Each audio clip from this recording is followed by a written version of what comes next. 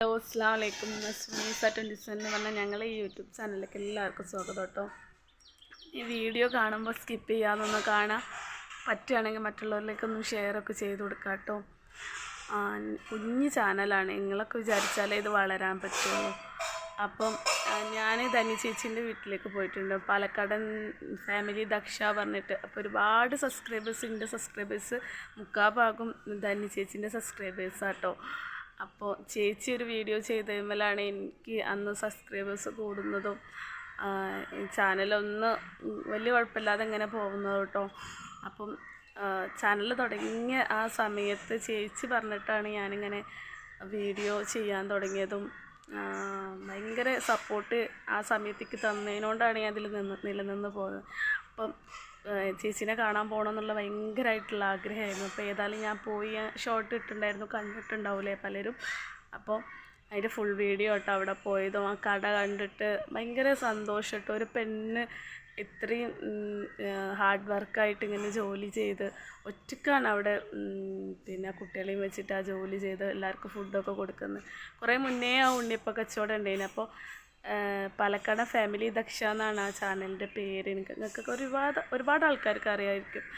എന്നുമായിട്ട് പരിചയമുള്ള ഒരുപാട് ആൾക്കാരും അതിൽ പരിചയമായിട്ടാണ് ധന്യ ചേച്ചീൻ്റെ ചാനലിലാണ് ഞങ്ങൾ വന്നതെന്ന് പറഞ്ഞിട്ട് ഒരുപാട് ആൾക്കാർ എന്നോട് പറഞ്ഞിട്ടുണ്ട്. ഇപ്പോഴും പറയും, ധന്യ ചേച്ചീനെ കാണുമ്പോൾ ഞങ്ങൾ പറഞ്ഞിരുന്നു, ഞാൻ ചോദിച്ചെന്ന് പറയണം കേട്ടോ എന്നൊക്കെ പലരും എന്നോട് പറഞ്ഞിട്ടുണ്ടായിരുന്നു. പക്ഷെ അവിടുത്തെ ചേച്ചീൻ്റെ തിരക്ക് കാരണം എനിക്ക് അവരെ പറ്റിയിട്ടൊന്നും പറയാൻ പറ്റിയില്ല. ഞാൻ വിളിക്കുമ്പം അവരെ പറ്റിയിട്ടൊക്കെ ഒന്നും കൂടി പറയാം. ഭയങ്കര തിരക്കായിരുന്നു ചേച്ചിക്ക് കടയിൽ. എന്നാലും എനിക്കൊരുപാട് സന്തോഷമായി. അപ്പം ഞാൻ അവിടെ പോയിട്ടും അതേപോലെ ഞാൻ പോകുന്ന വഴിയിൽ എനിക്കൊരു പ്രത്യേകത, എനിക്ക് ഇഷ്ടപ്പെട്ട കാര്യങ്ങളൊക്കെ ഞാൻ വീഡിയോ എടുക്കും. അപ്പോൾ അതൊക്കെ ഉൾപ്പെടുത്തിയിട്ടുണ്ട് കേട്ടോ. അപ്പോൾ ഞാൻ ആ വോയിസ് ഓവർ കൊടുക്കുമ്പോൾ അതിൻ്റെ കൂടെ നിങ്ങൾക്ക് എല്ലാം പറഞ്ഞുതരാം കേട്ടോ. പിന്നെന്താ, കഴിയുന്ന മാക്സിമം ഷെയർ ചെയ്യുക, വീഡിയോസൊക്കെ ഒന്ന് ഫുള്ളായിട്ട് കാണാൻ ശ്രമിക്കുക. എന്നാലേ എനിക്കൊരു സപ്പോർട്ടായിട്ടത് മാറുള്ളൂ കേട്ടോ. അപ്പോൾ എല്ലാവരോടും വീഡിയോ കാണാതെ പോകരുത് കേട്ടോ, ഫുള്ളായിട്ട് കാണണം കേട്ടോ. അപ്പോൾ അത് കാണാമല്ലേ. അപ്പോൾ ഞങ്ങൾ മാറ്റി ഒരുങ്ങി ഇറങ്ങി കേട്ടോ. അപ്പോൾ ഞങ്ങളെ പെരുന്നാൾ ഡ്രസ്സ് ഇതാണ്. ഞാൻ ഷോർട്ട് വീഡിയോയിൽ ഞാൻ പറഞ്ഞിട്ടുണ്ടായിരുന്നു, നിങ്ങളൊക്കെ കണ്ടിട്ടുണ്ടാവൂലേ. അപ്പോൾ ഞാൻ അപ്പോൾ എടുത്തതാട്ടോ, ഇൻട്രോക്ക് വേണ്ടി എടുത്ത ഒരു ഷോർട്ടിന് വേണ്ടി എടുത്തൊരു ഭാഗമാട്ടോ അത്. അപ്പോൾ ഞങ്ങളെ ഡ്രസ്സ് കാണിച്ചു തരാൻ വേണ്ടിയിട്ട് ഞങ്ങൾ അങ്കമാലിയിലേക്കുള്ള ബസ് കയറി. ഞങ്ങൾക്കൊക്കെ സീറ്റ് കിട്ടിയിട്ടോ. അങ്ങനെ ഞങ്ങൾ കയറി അവിടെ ഇരുന്നപ്പോൾ മാമാമക സിനിമ ഷൂട്ട് ചെയ്ത സ്ഥലം കേട്ടോ അത്. ഈ പുഴയെ വെച്ചിട്ടാണോ അല്ലേ ആ സിനിമ ഷൂട്ട് ചെയ്തത്. ഇതിൻ്റെ പേര് എനിക്കിപ്പോൾ മറന്നുപോയിട്ടോ. അങ്കമാലി പെരുമ്പാവൂരിൻ്റെ ഇടയിലാട്ടോ ഈ പുഴ വരുന്നത്. പേരിപ്പോൾ എന്താ അറിയുന്നവർ കമൻറ്റ് ചെയ്യട്ടോ. ഞങ്ങൾ പിന്നെ അങ്കമാലി സ്റ്റാൻഡിലെത്തിയിട്ട് KSRTC ബസ് കയറിയിട്ട് പാലക്കാടേക്ക് 2 മണിക്കൂറേ ഉള്ളൂ അങ്ങോട്ട് എന്ന് പറഞ്ഞിട്ടാട്ടോ ഞങ്ങൾ അങ്ങോട്ട് പോകാൻ തന്നെ ഇൻട്രസ്റ്റ് ആക്കിയിട്ടുണ്ടതിന്. വലിയ ദൂരമല്ലല്ലോ, 2 മണിക്കൂറല്ലേ വിചാരിച്ചിട്ട് ഞങ്ങൾ പോയി ബസ്സുകാരോട് ചോദിച്ചിട്ടോ എത്ര സമയം കൊണ്ട് എത്തും പറഞ്ഞു. അപ്പോൾ ഒരു പറഞ്ഞ് 3 മണിക്കൂർ വേണം, 3-3:30 അടുത്ത് വേണം പറഞ്ഞു. അപ്പം ഞാൻ കുഴപ്പമില്ല 3:30 എങ്ങനെയായാലും ബാങ്ക് കൊടുക്കുമ്പോഴത്തേക്ക് തിരിച്ച് വരാൻ കഴിയും, ജസ്റ്റ് 1 മണിക്കൂർ അവിടെ സ്പെൻഡ് ആക്കാമെന്ന് വിചാരിച്ചിട്ടാണ് ഞാൻ പോകുന്നത്. അപ്പം അതേപോലെ ബസ്സിൻ്റെ പോകുന്ന സമയത്ത് പല മനോഹരമായ കാഴ്ചകളും ഉണ്ട് കേട്ടോ. ഇതന്നെ കണ്ടിട്ട് മക്കൾക്ക് ഭയങ്കര സന്തോഷം കേട്ടോ. ഒരു ഗുഹൻ്റെ ഉള്ളിൽ കൂടെ പോകുന്ന ഫീല്. ഇതിപ്പോൾ തൃശ്ശൂരാണോ പാലക്കാടാണോ എന്ന് ചോദിച്ചാൽ എനിക്കറിയില്ല കേട്ടോ. 2 ജില്ലയിൽ കൂടി ഉള്ളതാണല്ലോ യാത്ര. അപ്പോൾ അറിയുന്നവർ കമൻ്റ് ആക്കിട്ടോ, ഇത് ഏത് ജില്ലയിലാണ്, ഇത് എന്താ സംഭവം ഒക്കെ പറയേണ്ടിട്ടോ. ഒരു ഗുഹൻ്റെ ഉള്ളിൽ കൂടെ തന്നെ പോകും, ഭയങ്കര ഇരുട്ട്, പിന്നെ ചെറുതായിട്ടുള്ള വെളിച്ചം ഉണ്ടായതുകൊണ്ടാട്ടോ കുഴപ്പമില്ലാതെ. നമുക്ക് അതിനുള്ളിൽ നിൽക്കുമ്പോൾ ഒരു ഗുഹൻ്റെ ഉള്ളിൽ കൂടെ പോവുകയാണ്, ഇരുട്ട് പിടിച്ച് നിൽക്കുന്നുണ്ട്. അപ്പം ഇതേപോലെ നമുക്ക് വയനാട് പിന്നെ കോഴിക്കോട് ബന്ധിക്കണ രീതിയിൽ വരുന്നുണ്ടെന്നൊക്കെ പറയുന്നുണ്ട് അല്ലേ. അപ്പം നല്ല രസമായിരിക്കും. പക്ഷേ എന്തെങ്കിലുമൊക്കെ പ്രകൃതി ദുരന്തങ്ങൾ ഉണ്ടാകുമ്പോഴായിരിക്കും അതിലൂടെ പല പ്രശ്നങ്ങളും വരിക. എന്തായാലും എൻ്റെ ക്യാമറ കണ്ണുകൾക്ക് അത് അത്ര ഭംഗിയിൽ ഒപ്പിയെടുക്കാൻ കഴിഞ്ഞോ എനിക്കറിയില്ല, നിങ്ങൾ പറയട്ടോ. എനിക്ക് ഭയങ്കര ബുദ്ധിമുട്ട്. ഞങ്ങളിതാ അവിടെ എത്തിയിട്ടോ. ഇതാണ് ചൂട് പാലക്കാടൻ ഉണ്ണിയപ്പം പറഞ്ഞിട്ട് ചേച്ചീൻ്റെ ചാനൽ ഇഷ്ടംപോലെ ഉണ്ട് കേട്ടോ ഇതിൻ്റെ വീഡിയോ.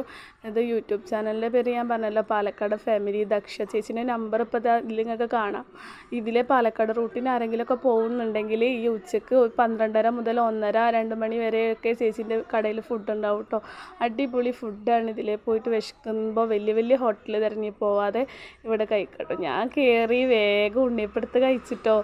നല്ല ടേസ്റ്റ് ഉണ്ടായി. ഞാൻ ഈ ഉണ്ണിയപ്പം ഇങ്ങനെ ഒരു എക്സ്പ്രഷനും ഇല്ലാതെ കഴിക്കണേ എന്താണെന്ന് നോക്കിയില്ല നിങ്ങൾ ചിന്തിക്കുന്നുണ്ടാവുക. ഞാനും ഉണ്ണിയപ്പം ഉണ്ടാക്കുന്ന ആളാട്ടോ. അപ്പോൾ ഈ ചേച്ചി ഇത് എങ്ങനെയാണ്, ഇതിൽ എന്തൊക്കെയാണ് ചേർത്തതെന്നുള്ള ആ ഒരു ചിന്തയിലാട്ടോ ഞാൻ ചിന്തിച്ചിരിക്കുന്നത്. നല്ല ടേസ്റ്റ് ഉണ്ടായിരുന്നു. എനിക്കതപ്പോൾ പറയാൻ പറ്റില്ല കേട്ടോ, പക്ഷെ നല്ല ടേസ്റ്റ് ഉണ്ടായിരുന്നു. ഞാൻ വീട്ടിൽ കൊണ്ടുവന്നപ്പോൾ ഉമ്മാക്കും ഭയങ്കര ഇഷ്ടം. പിന്നെ ചേച്ചി ഫുള്ള് തിരക്കായിരുന്നു കേട്ടോ അവിടെ. ചേച്ചി എൻ്റെ ഒരു കമൻറ്റിൽ വന്നിട്ട് പറഞ്ഞിട്ടുണ്ട് ഭയങ്കര സങ്കടം, സംസാരിക്കാൻ ടൈം കിട്ടിയില്ല എന്നൊക്കെ. എനിക്കും അവിടെ നിൽക്കാനുള്ള സമയമില്ല, പക്ഷെ എനിക്ക് കാണാൻ പറ്റിയല്ലോ എന്നുള്ള സന്തോഷമായിരുന്നു ഏറ്റവും കൂടുതൽ. എനിക്ക് ഭയങ്കര സന്തോഷം, ഞാൻ ഹാപ്പി ആയിരുന്നു കേട്ടോ. കാണാൻ ആഗ്രഹിച്ച ആൾക്കാരൊക്കെ ഇങ്ങനെ കാണുമ്പം ഞാൻ അവിടെ വീട്ടിൽ പോകണമെന്ന് വിചാരിച്ച ആളാണ്, പക്ഷേ എനിക്ക് ആ ഉണ്ണിയപ്പം കഴിക്കണം.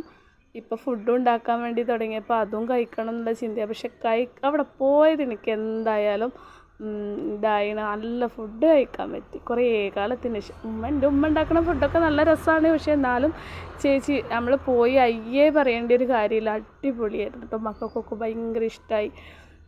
അപ്പോൾ ചേച്ചി അവിടെ കസ്റ്റമർ വരുന്നതിനനുസരിച്ച് ഓംലേറ്റ് ഉണ്ടാക്കുക, അതുപോലെ മീൻ പൊരിക്കുക, പപ്പടം പൊരിക്കുകയൊക്കെ ചെയ്യുന്നു കേട്ടോ. ജസ്റ്റ് എനിക്കൊരു പപ്പടം പൊരിക്കാനുള്ള അവസരം അവിടെ കിട്ടി.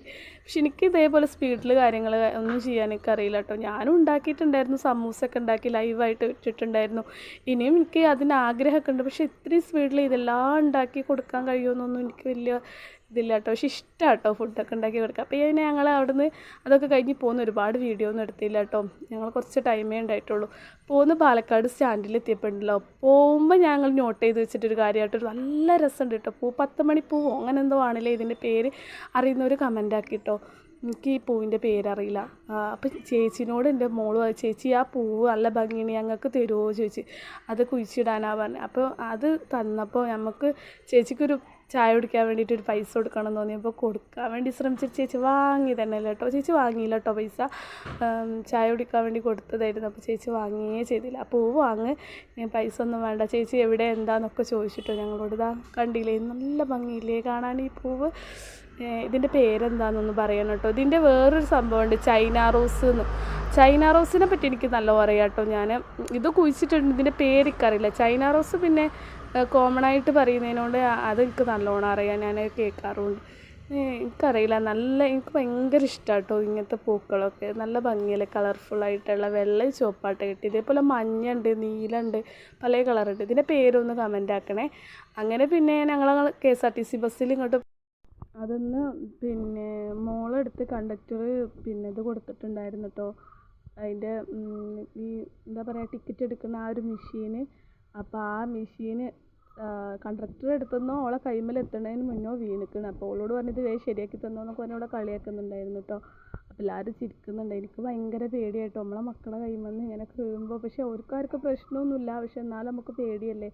ഞാനാകെ ടെൻഷനായിട്ടോ. ഞാൻ അവളോട് ഒരുപാട് പറഞ്ഞു എൻ്റെ അടുത്ത് വന്ന് ഇരിക്കി പറഞ്ഞിട്ട് അവൾ തീരെ കേട്ടില്ല കേട്ടോ. പിന്നെ അടുത്തുള്ളവരൊക്കെ പറഞ്ഞു അവൾ 10 വയസ്സായ കുട്ടിയല്ലേ, അവർക്കും ഉണ്ടാവില്ലേ ഓരോ തീരുമാനങ്ങളെന്ന്. അപ്പോൾ ഇത് ഷോർട്ടിൽ ഇട്ട വീഡിയോ കേട്ടോ. നിങ്ങൾക്ക് ലോങ് വീഡിയോസിൽ ഇടുമ്പോൾ നിങ്ങൾക്ക് ആരും മുഖമൊന്നും കിട്ടുന്നുണ്ടാവില്ല. അപ്പോൾ ഇത്രയൊക്കെ തന്നെ കേട്ടോ വീഡിയോ. ഞാൻ ആ ഷോർട്ടിൽ കാണാത്തൊരു ഷോർട്ട് പോയിട്ട് കാണാം. അപ്പോൾ ചേച്ചീനെയും അവിടെ കഴിച്ച ഫുഡൊക്കെ നിങ്ങൾക്ക് കാണാം. അപ്പോൾ നിങ്ങൾ മറക്കണ്ട, അവിടെ അതിലേ പോകുമ്പോൾ ചേച്ചീൻ്റെ കടയൊക്കെയാണ്. അപ്പോൾ ഓക്കെ, താങ്ക്സ് ഫോർ വാച്ചിങ്.